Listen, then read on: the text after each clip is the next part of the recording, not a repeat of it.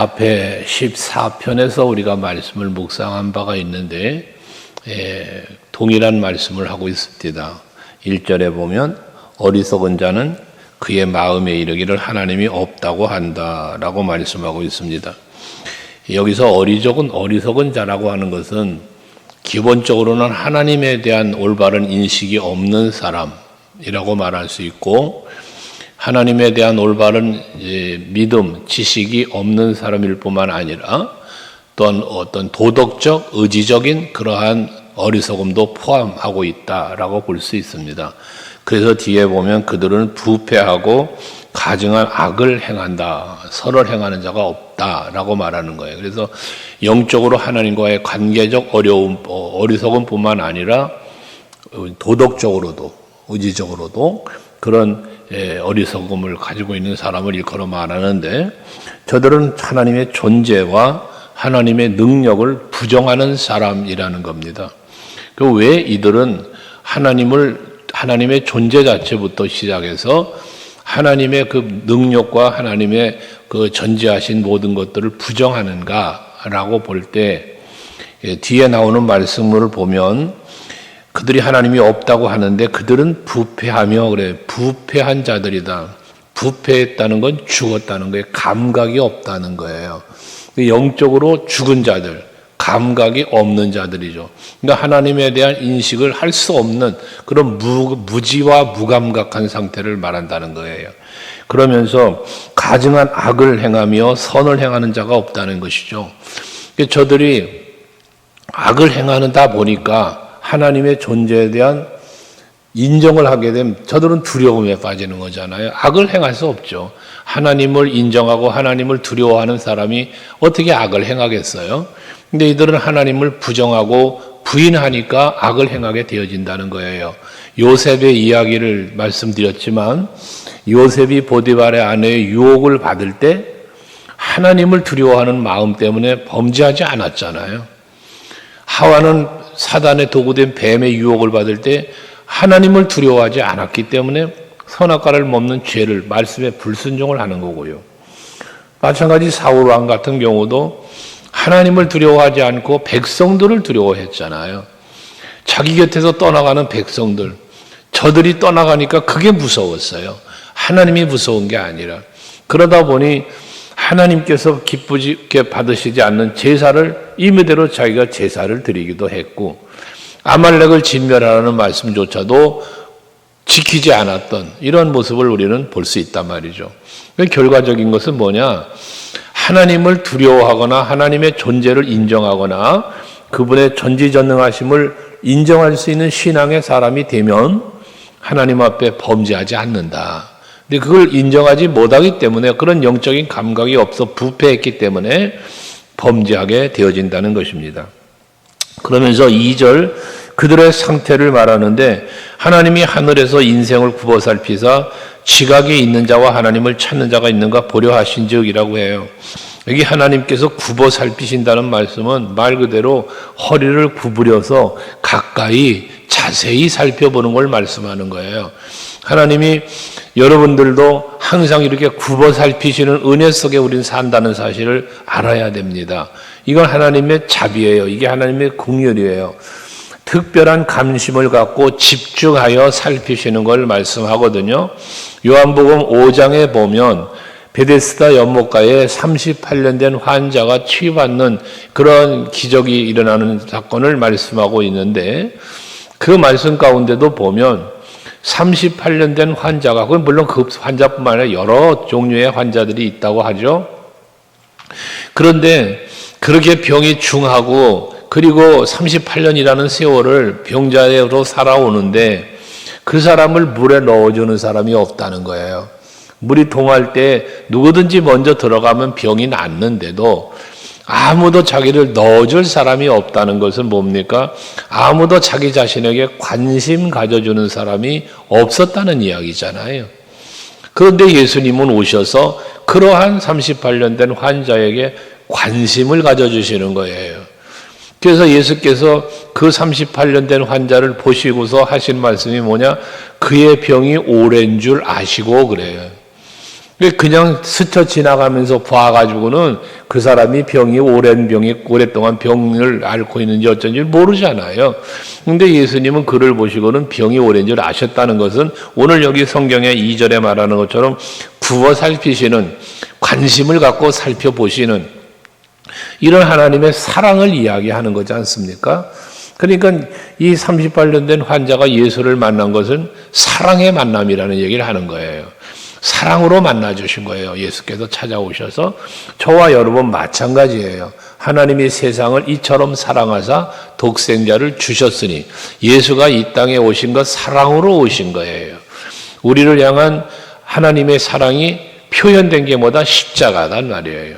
이것처럼 우리는 사랑으로 주님을 만나는 거고, 사랑으로 긍휼로 자비로 나를 살피시는 하나님의 은혜가 있다는 거지. 근데 그렇게 굽어 살피시면서 하나님은 무엇을 찾느냐? 말씀하기를 지각이 있는 자와 하나님을 찾는 자가 있는지를 보려 하셨답니다. 지각이 있다는 건 뭡니까? 앞에 어리석은 자는 그 마음에 이르기를 하나님이 없다고 한다 그러잖아요. 하나님을 알지 못하고 깨닫지 못하니까 악을 행한다고 그랬지 않았습니까? 그 하나님이 찾는 지각이 있는 자는 어떤 사람이냐? 하나님을 아는 사람, 하나님의 뜻을 아는 사람, 하나님의 기쁨이 무엇인지를 헤아리는 사람, 이 지각이 있는 사람이에요. 이런 지각이 있는 사람을 우리는 오늘날 일컬어 다른 말로 무엇이라 표현하느냐? 영성이 있는 사람, 영감이 있는 사람, 영적인 감각 있는 사람이라 우리는 말하고 있죠. 여러분들은 하나님이 지각 있는 사람을 찾는다고 하니 영적인 감각이 있어서 하나님의 존재, 하나님의 일하심, 그분의 능력, 사랑 등등을 자세히 헤아려 아는 지각이 있는, 영적인 지각이 있는 여러분들이 될 수 있길 바랍니다. 하나님이 찾는 사람이에요, 이 사람이. 그리고 또 하나님을 찾는 자가 있는가 했어요. 하나님을 찾는 자. 이건 하나님을 찾는다는 건 뭘 말합니까? 하나님을 믿고 하나님을 의지하는 사람이죠. 시편 앞에서 42편에서 우리가 말씀을 묵상한 것처럼 사슴이 시냇물을 찾기에 갈급함 같이 내가 주를 찾기에 갈급합니다. 이 갈급함을 이야기하지 않습니까? 이게 하나님을 찾는 거예요. 사모하는 거예요. 시편 107편에도 말씀하고 있는 것처럼 여호와를 은혜를 사모하는 사람에게 하나님이 만족을 주신다잖아요.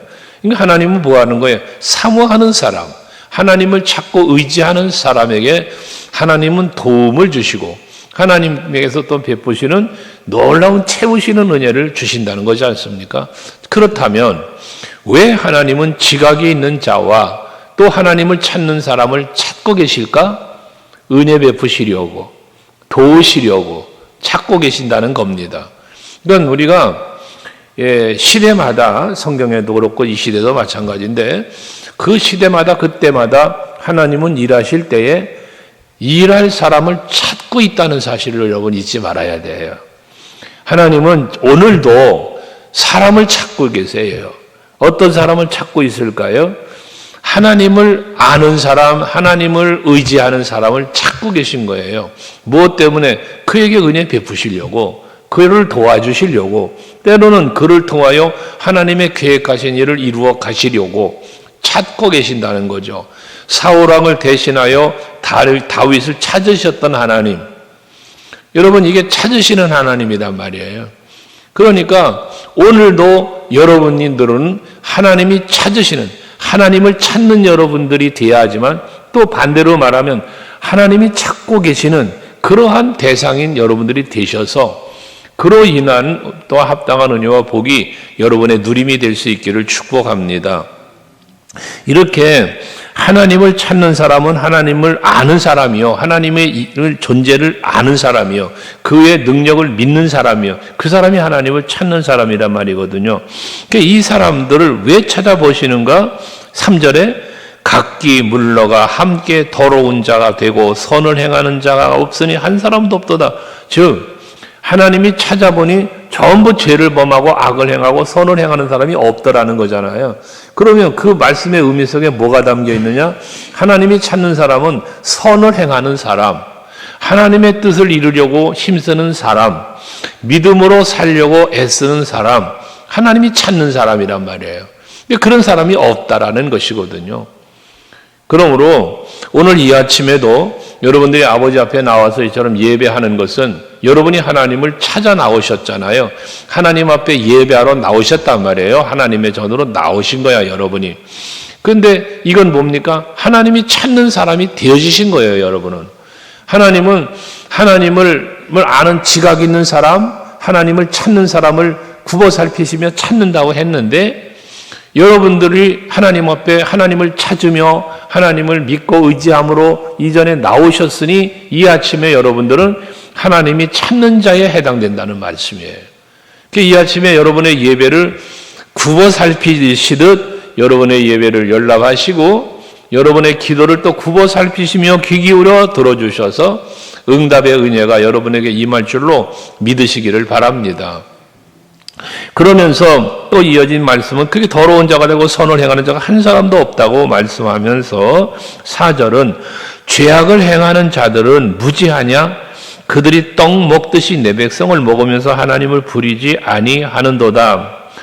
그러니까 계속 무지한 자, 어리석은 자를 말하고 있고 하나님을 찾지 않는 사람, 하나님에 대해서 올바른 인식을 갖고 있지 않은 사람, 이걸 어리석은 사람, 무지한 사람이라고 하니까요. 근데 이들은 하나님을 부르지도 않는다는 거예요. 그렇죠. 하나님의 존재를 부정하고 하나님에 대해서 아는 바가 없는데 하나님을 믿지도 않는데 하나님을 부르지 않잖아요. 근데 하나님은 뭐 한다고요? 너는 내게 부르짖어라. 내가 너에게 응답하겠다. 부르짖으라는 이유, 부르짖으라고 말씀하는 이유가 어디 있어요? 응답하시고자 하는 거예요. 그래서 마태복음 7장에서도 예수님께서도 말씀하지만 구하라. 그리하면 저희에게 주실 것이요. 구할 것을 말씀하는 거예요. 이유는 주시려고. 그래서 항상 여러분들 하나님 앞에 날마다 주님 앞에 나와서 예배하고 기도하시는데 여러분의 그 기도는 절대 공짜가 없다고 그랬잖아요. 반드시 기도에는 응답이 있어요. 그런데 그 응답되는 기도는 조건이 하나 붙어요. 믿음의 기도여야 돼요. 아무리 기도를 해도 믿음의 기도가 아니면 듣지 않으시는 거예요.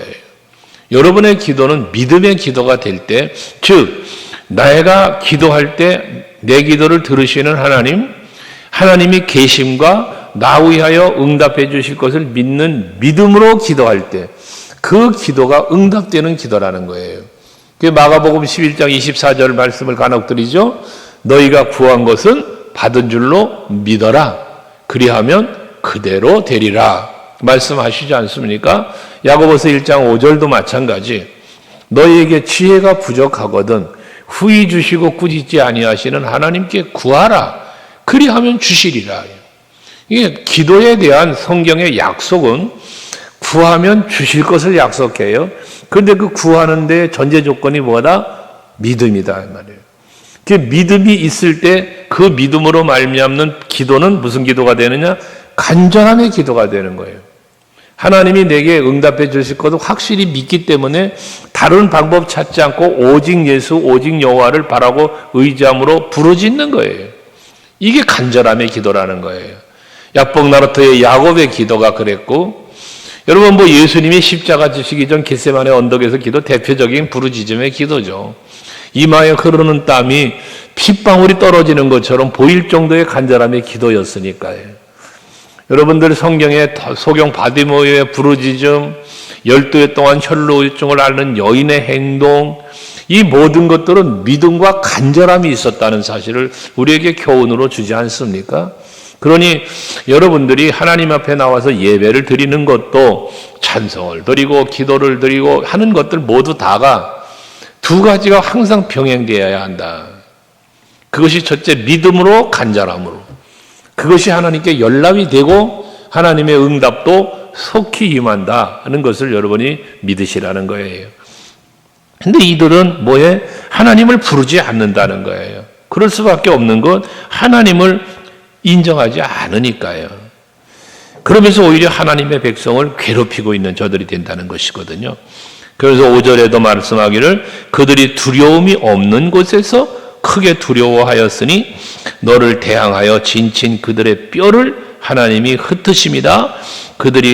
하나님이 그들을 버리셨다라고 말씀을 합니다. 여기서 그들은 두려워하지 않는, 두려움이 없는 곳에서 크게 두려워했다라고 하는 말은 저들이 하나님의 존재를 부정하고 또 하나님을 찾고 의지하지도 않고 그러면서 악을 행했던 저들이란 말이에요. 두려움 없는 곳에서. 근데 거기서 뭐 했어? 크게 두려워했다는 것은 뭡니까? 하나님이 없는 줄 알았더니 계시네. 하나님의 능력을 무시했더니 와, 대단한 능력을 가지고 계시네. 놀라는 거죠. 이게 하나님 하시는 일 아니겠습니까? 이스라엘 백성들을 괴롭혔던 애굽이나 또한 예수 믿는 자들을 핍박하고 괴롭혔던 많은 사람들 앞에 하나님의 살아서 역사하시는 임재함을 보여주시는 사건들은 얼마든지 많습니다. 아스트로 왕 사네립이 18만 5천이라는 대군을 이끌고 들어와서 전쟁하려고 할 때 하나님께서 전쟁도 안 하시고 다 죽여버리시는 이러한 역사들, 여호사밧 왕이 모압과 암몬의 연합군들이 쳐들어왔을 때도 마찬가지, 이들이 무기를 사용하지 않았는데도 저들을 다 죽여버리시는 하나님의 역사하심들, 이 전쟁에 관한 이야기만 보아도 수많은 이야기들이 있습니다. 그러니까 대적들이 거기 보면 주변 고을들로, 주변 족속들로 두려워하게 하셔서 아무도 쫓아오는 자가 없을 정도로, 그러니까 저들은 전쟁에 승리하고 노획물을 거두어들이고 즐거워하며 찬송하며 여호와께로 돌아갔다는 거잖아요. 이게 하나님의 임재와 역사하심을 보여주시는 거예요. 여러분들의 삶의 현장은요, 거의 가정이든 직장이든 사업장이든 어느 곳이든지 간에 하나님이 항상 내 곁에 계시면서 날 위하여 일하고 계신다는 이 사실을 여러분이 믿으시고 그 믿음대로 되어지는 하나님의 일하시는 것이 여러분들의 또한 경험이 될 수 있기를 원합니다. 그러니까 저들은 하나님을 무서워하지 않고, 그러니까 뭐예요? 하나님이 저들을 버리셨다잖아요. 저들을 도와주지 않았어요. 저들을 위해 일하지 않으신 거예요. 그러니까 저들은 결과적으로 수치를 당하게 되었다는 것인데, 5절 마지막에 보면 네가 그들에게 수치를 당하게 했다라고 말씀합니다. 여기서 말하는 네가는 다윗이죠. 믿음의 사람을 말하는 거예요. 믿음으로 사는 자와 믿음으로 살지 않는 사람을 비교하여 보는 거예요. 하나님이 없다고 하는 사람과 하나님이 계심을 믿는 사람, 하나님의 능력이나 일하심을 부정하는 사람과 그의 능력과 일하심을 인정하고 믿는 사람의 차이죠. 나중에 이들이 버림받고 멸망당하는 입장에서 볼 때, 와, 정말 하나님 살아계셨구나. 그게 바로 네가 저들에게 수치를 당하게 했다라고 하는 거예요. 하나님이 주신 거지만, 그러나 저들의 수치는 뭐예요? 바라봤던 다윗, 예를 들어 사울왕 같은 경우 다윗을 죽이려고 했던 사람 아닙니까? 그런데 하나님이 다윗을 지켜주는 걸 보잖아요. 그러면서 스스로 수치를 당하는 거예요. 여러분 주변에 예수를 믿지 않거나 또는 여러분이 예수 믿고 신앙생활하는 걸 조롱하는 사람들이 있을 수 있어요.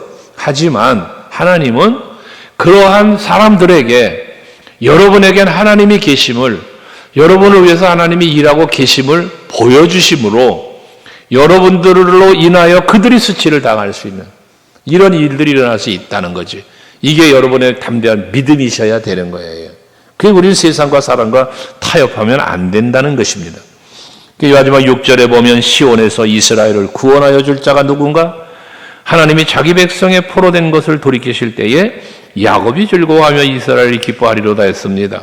하나님의 백성을 지키시는 이는 당연히 하나님이시고, 저들이 포로로 잡혀가고 어려움을 당하는 그런 상황이 있을지라도 그 가운데서 건져주시고 그 가운데서 돌이키게 하시고 회복시켜 주시는 이는 오직 여호와 하나님이시다는 사실을 말씀하고 있는 것 아니겠어요? 그로 인하여 즐거워하며 그로 인하여 기뻐하리로다 했습니다.